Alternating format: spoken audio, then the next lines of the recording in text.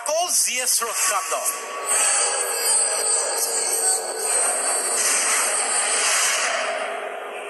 9 July 2012 পিছত 8 March 2018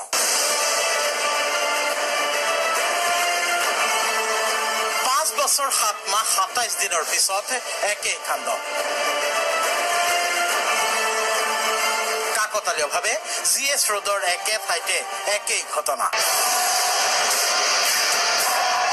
কিন্তু নিশাৰ গুৱাহাটী পৰিপক্ক হ'ল। নিশাৰ জিএছ ৰোডত পথাচাৰীয়ে দেখুৱালে পৰিপক্কতা। 2012 চনৰ 9 জুলাইৰ নিশাৰ দৃশ্য এয়া।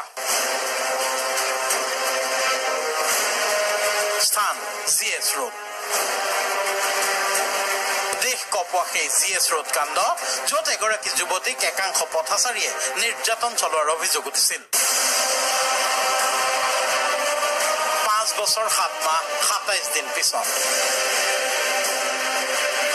2018 চনৰ 8 মাৰ্চৰ নিশা জিএছ ৰোডৰ সেই একেই স্থান।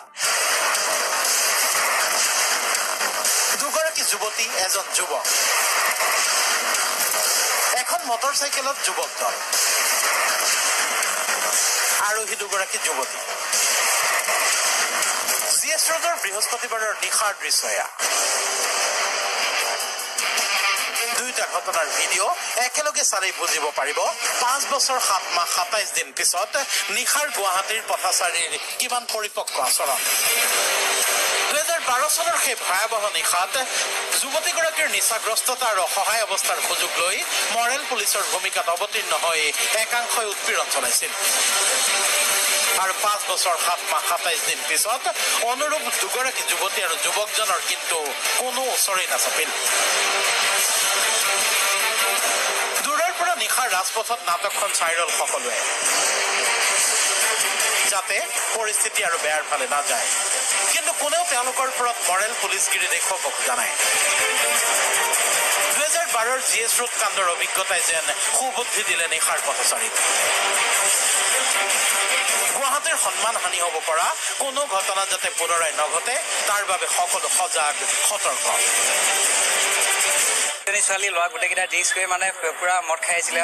সেই ছোৱালী হৈ কিনে অলপ মানে ভদ্ৰভাৱে যাব লাগে। যিটো জেগাত এতিয়া বৰ্তমান মই খাৰা আছো, এই জেগাটোতে আপোনাৰ এই বাৰখনতে আজি কিছুদিন আগতে আপোনাৰ জিএছ ৰোড কাণ্ড হৈ গৈছিলে। সেই একেটা কাণ্ডই হ'বলৈ গৈ আছিলে, যিহেতু এজন ল'ৰাই যথেষ্ট মদ খাইছে আৰু লগতে দুগৰাকী ছোৱালী সুৰামত্ত অৱস্থাত আছে। আমাৰ এইখন গুৱাহাটী আমাৰ হয়, গতিকে আমি সজাগ হ'ব লাগিব। যদি আমি সজাগ নহওঁ, তেতিয়াহ'লে আৰু এটা বদনাম নহওক যাতে।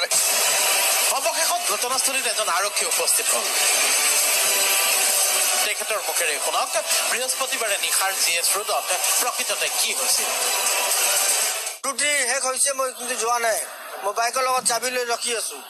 আমাৰ ডিপাৰ্টমেণ্টৰ মানুহ আহিব, লৈ যাব গোটেইখিনি।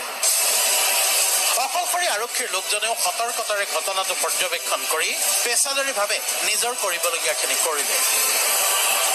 আহি পেলাই মই এই বাইকৰ চাবিটো মই ৰাখি দিলোঁ। ছোৱালী ক'ত গ'ল, বাইকৰ মানুহ ক'ত গ'ল, মই গম নাপাওঁ। ভাল কাম কৰিছে, পাব্লিকে মোক ছাপোৰ্ট কৰিছে। মই অকলে পুলিচ। কিছু সময়ৰ পিছত সেই স্থান আহি পালে এখন গাড়ী। যুৱকজন আৰু দুই যুৱতীয়ে বাইকখন তাতে এৰি গাড়ীখনত উঠি গ'লগৈ। ঘটনাটো তাতে শেষ হ'ল।